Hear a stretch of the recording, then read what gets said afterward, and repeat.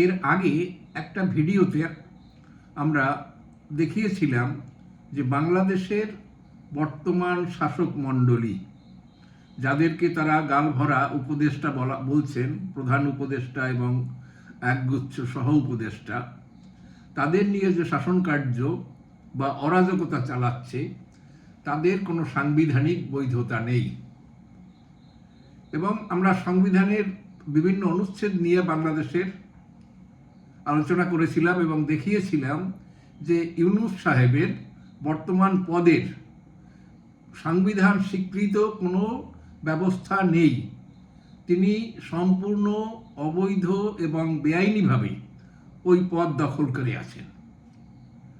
কিন্তু মনে করতে হবে, দেশটি তো বাংলাদেশ, এখানে বৈধ অবৈধ এর মধ্যে কোনো পার্থক্য নেই। শাসন ক্ষমতা যিনি হাতে নিচ্ছেন তার কাছে সব বৈধ, আইন আদালত সব তার পায়ের কাছে এসে ঝুঁকে যাবে। ঠিক তেমনটি ঘটেছে যে সন্দেহ আমরা আগে প্রকাশ করেছিলাম আগের ভিডিওতে, সেটি কারণ ইউনূস সাহেবের ক্ষমতা দখলকে সে দেশের উচ্চতর আদালত তারা অলরেডি বলে দিয়েছে যে না, সেটা বৈধ। কিভাবে বলেছেন?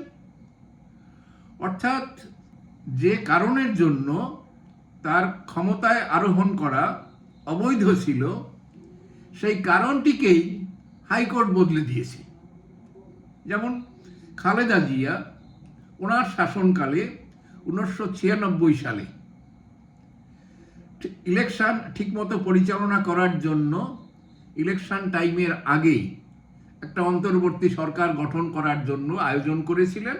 তার জন্য সংবিধানের 4th খণ্ডের 2 ক অধ্যায়টি সংযোজন করে 58A অনুচ্ছেদ যুক্ত করে তারা দেখিয়েছিলেন, একাধিক অনুচ্ছেদ যুক্ত করে দেখিয়েছিলেন যে না, এই ইলেকশনের আগেই এইভাবে অন্তর্বর্তী সরকার গঠন করলে নন পলিটিক্যাল, তাহলে ঠিকঠাক মতো ইলেকশন হতে পারবে। কিন্তু সেই নিয়মটি যে ঠিক ছিল না, সেই সংশোধন, সেই কারণের জন্য পঞ্চদশ সংশোধনের দ্বারা 2011 সালে আওয়ামী লীগের সরকার হাসিনা জিয়ার নেতৃত্বে তারা কিন্তু সেই পূর্ববর্তী 1996 সালের যে সংশোধন হয়েছিল সেই সংশোধনকে অবৈধ ঘোষণা করেছিল। এবং সেইটাকে আমরা দিয়ে দেখিয়েছিলাম যে ইউনূস সাহেবের এখন ক্ষমতা আরোহণ করার কোনো জায়গা নেই, সংবিধান স্বীকৃতি দিচ্ছে না। কিন্তু যা হবার, আগেও বহুবার সেই একই জিনিস হয়েছে। শাসন যিনি আছেন ক্ষমতায়, তিনি দণ্ডমুণ্ডের কর্তা, বিচার বিভাগ তার অধীনস্থ, কাজে বিচার বিভাগকে যা বলা হবে তারা সেটা মেনে নেবে। বাংলাদেশে এই পালা তো নতুন নয়, একাধিকবার ঠিক সেই একই জিনিস সেখানে দেখা গেছে। এবং শুধু তাই নয়, ক্ষমতা দখল করে বিচারপতিরাও ক্ষমতাকে আর হাতছাড়া করতে চাইছেন না, এরকম পরিস্থিতিরও উদ্ভব সেখানে হয়েছে। ঠিক একইভাবে আদালতে যাওয়া হলো যে ওনার বৈধতার প্রশ্ন নিয়ে। বাংলাদেশের হাইকোর্ট স্পষ্ট করে বলে দিল যে 2011 সালে যে পঞ্চদশ সংশোধনটি করা হয়েছিল, যার দ্বারা সেই 58A ইত্যাদি অনুচ্ছেদ তুলে দেওয়া হয়েছিল, আর সেটা ঠিক হয়নি, সেটাই অবৈধ, এবং তাকে রেস্টোর করে দেওয়া হলো, অর্থাৎ পুনর্স্থাপিত করা হলো। কাজেই পুনর্স্থাপিত যখন হলো, সেইভাবে ইন্টারিম সরকার গঠন করার প্রভিশন সেখানে রয়েছে। কাজেই ইউনূস সাহেব যে ক্ষমতায় এলেন সেটা বৈধ হয়ে গেল। তো এখানে আরো একটা প্রশ্ন, যে ইউনূস সাহেব তো বিচারপতি নন।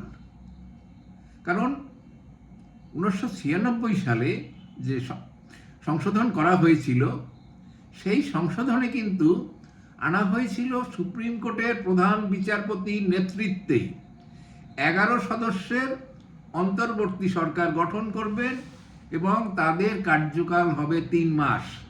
ওই 3 মাসের মধ্যে নির্বাচন পরিচালনা করে নির্বাচিত সরকারের হাতে ক্ষমতা দিয়ে দেওয়া হবে। কিন্তু ইউনূস সাহেব তো দেশের প্রধান বিচারপতি নন। তিনি কোন ব্যাংক পরিচালনা করার জন্য জানিয়ে নানান প্রশ্ন উঠেছিল তার কাজকর্ম নিয়ে, তার দ্বারাই তিনি ক্ষমতায় এসে গেছেন, বিখ্যাত বড় অর্থনীতিবিদ হয়ে গেছেন।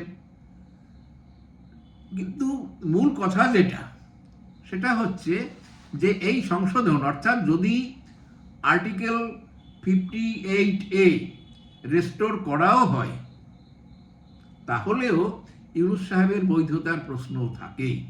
হাইকোর্ট হয়তো সেটুকুও করে দিয়েছে, হাইকোর্টের সম্পূর্ণ অর্ডারটি আমাদের চোখে এখনো পড়েনি, আমরা পত্রিকাদির সংবাদ থেকে এটা উপনীত হয়েছে এখানে। কাজেই বিচারপতিকেই বা দোষ দিয়ে লাভ কি?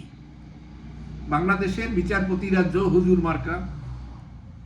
এর আগে এই আন্দোলনকারীরা যখন দ্বিতীয় স্বাধীনতার স্বপ্ন দেখল, যে বিচারপতি তাদেরকে মতামত দিয়েছিল প্রয়োজন বড় দায়, ডক্ট্রিন অফ নেসেসিটি, যেটা 13দশ শতাব্দীর ব্রিটিশ আইনজ্ঞ হেনরি ডি ব্র্যাকটনের সৃষ্টি, প্রয়োজনের সময় তখন এইসব বৈধতা অবৈধতা দেখলে হবে না, কাজ চালিয়ে যেতে হবে, প্রয়োজন বড় দায়। কাজেই সেই যে দায়, তাকে যিনি মত দিলেন যে ইউনূস সাহেব এসে গেছেন, কাজেই প্রয়োজনের জন্য তাকে ক্ষমতায় বসানো যেতে পারে, প্রেসিডেন্টের সেই সায় মেনে নিয়ে তাকে ক্ষমতায় বসানো হলো। আমরা আগে পদে পদে বিশ্লেষণ করে দেখিয়েছিলাম যে এটা কিন্তু তিনি বসতে পারেন না, প্রেসিডেন্ট তাকে বসাতে পারে না, প্রেসিডেন্টেরও সে ক্ষমতা নেই। কিন্তু বিচারপতির তো উপায় ছিল না। কিন্তু সেই বিচারপতিকেই এক ধমকে পদ ছাড়া করে দিলেন, কারণ আন্দোলনকারী সেই ছাত্র জনতার বা উচ্ছৃঙ্খল জনতার মনে হয়েছিল যে এই বিচারপতি ষড়যন্ত্র করছে দেশের বিরুদ্ধে। কাজেই তাকে সরিয়ে দেওয়া হলো এবং পরের দিনে আরেকজনকে প্রধান বিচারপতি খাড়া করে দেওয়া হলো সুপ্রিম কোর্টের ক্ষেত্রে। এবং আরেকটা দেখেছি আমরা, আরেকজন প্রাক্তন বিচারপতি যিনি ভারতে পালিয়ে আসতে চেয়েছিলেন, কারণ তার সময়ের অনেকগুলো রায় বর্তমান আন্দোলনকারীরা বা সেই সঙ্গে যারা সন্ত্রাসবাদী গ্রুপ রয়েছে, মৌলবাদী গ্রুপ রয়েছে, তাদের পছন্দ হয়নি।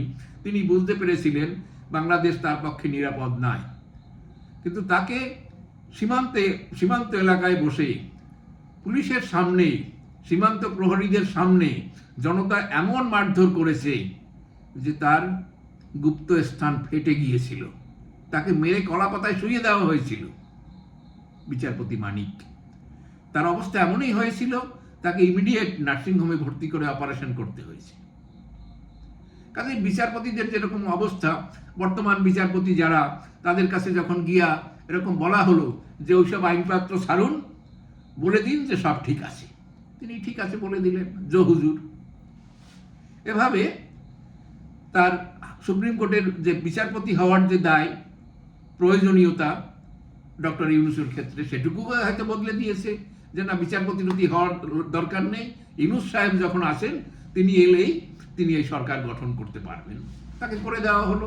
এবং তার 3 মাস 4 মাস পার হয়ে যাচ্ছে, তিনি এখনো নির্বাচন কবে করবেন বলছেন, 25-এ তো হবে না, 26-এ গিয়ে হতে পারে। অর্থাৎ তিনিও কিছুদিন মজা লোটার চেষ্টা করছেন।